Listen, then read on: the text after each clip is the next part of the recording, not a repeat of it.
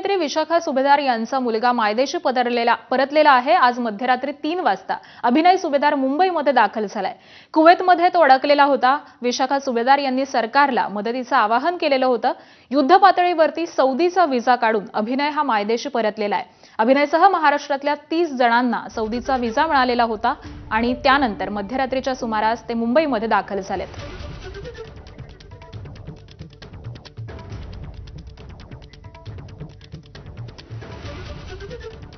आणि अभिनेत्या विशाखा सुभेदार सध्या फोन लाईन वरून आपल्या सोबत आहेत।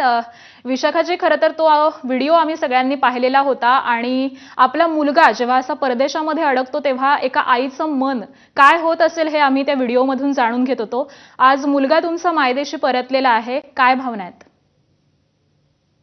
काय मग जसं मी मग त्यावेळेस पण माझ्या डोळ्यात पाणीच होतं। आताही हे आनंद अश्रू आहेत। पोराला जवळजवळ 10 दिवसांनी पाहिलं मी आणि खूप टेन्शन मध्ये होते।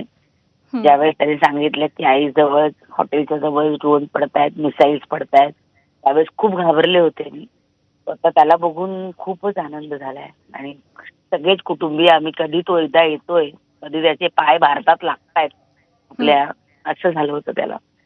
अगदी खरं तर तुम्ही तो व्हिडिओ पोस्ट केला होता, मुख्यमंत्र्यांना सरकारला आवाहन केलेलं होतं आणि त्यानंतर नेमकी कशी सूत्र हल्ली, तो नेमका भारतामध्ये परत कसा आला? नाही म्हणजे ते व्हिडिओ केला मी याच करता कारण मी जे बाहेर ड्रोन वगैरे पाहिलं पडतायत आणि असं वाटलं की जेव्हा दुबईवरनं विमान सोडत होते, त्यांना भारतीयांना घेऊन येत होते, तेव्हा मला असं वाटलं की माझ्या लेखापर्यंत आणि काही भारतीय तिथे अडकले होते।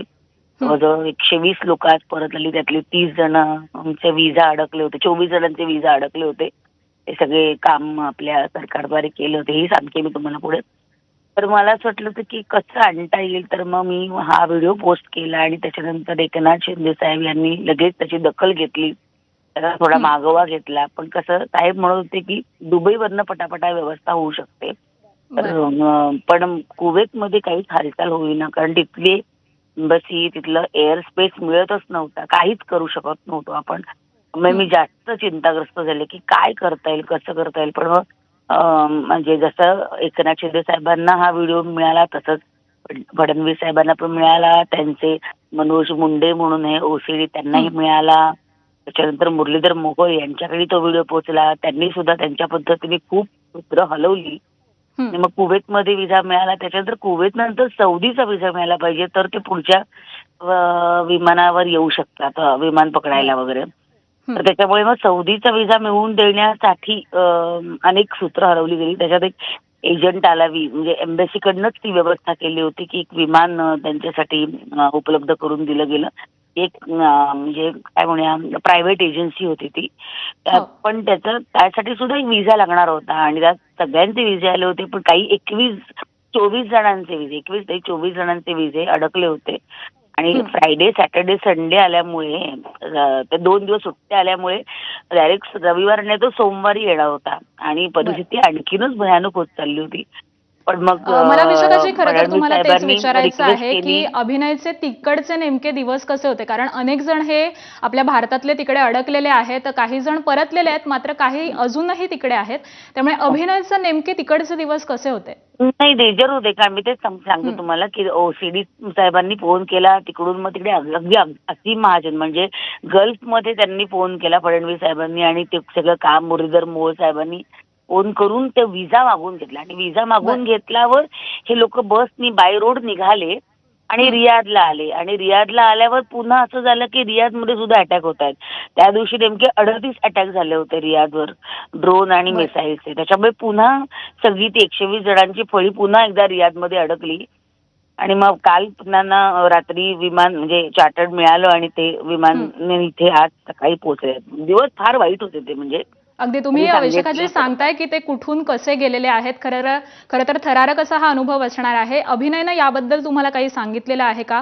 तिथले युद्धाचे त्याचे काही अनुभव आहेत जे तुमच्याशी त्यांनी बघितलं? सतत सायरन वाजत होता, आवाज येत होता सतत।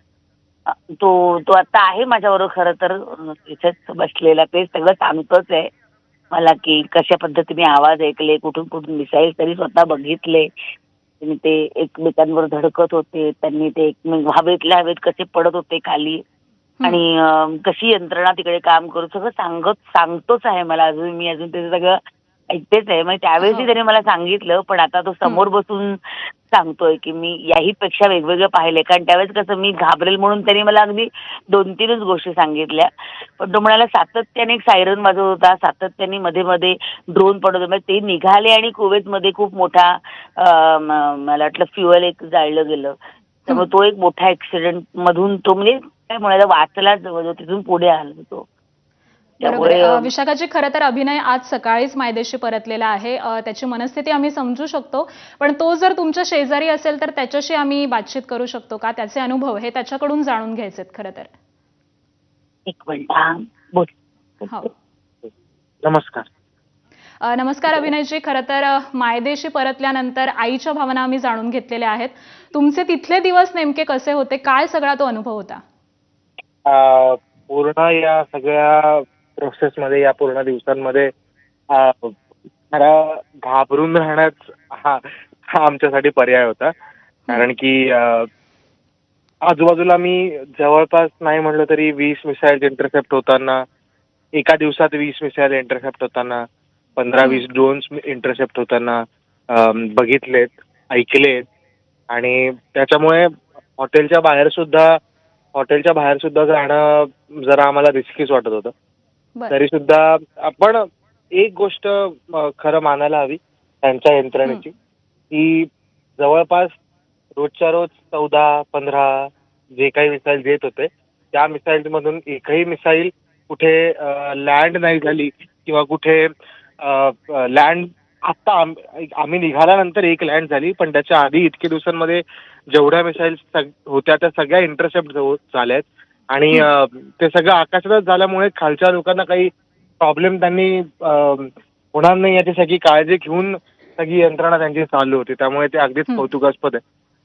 अगदी. तुम्ही मायदेशी परतलेला आहात याचाच सगळ्यांना आनंद आहे.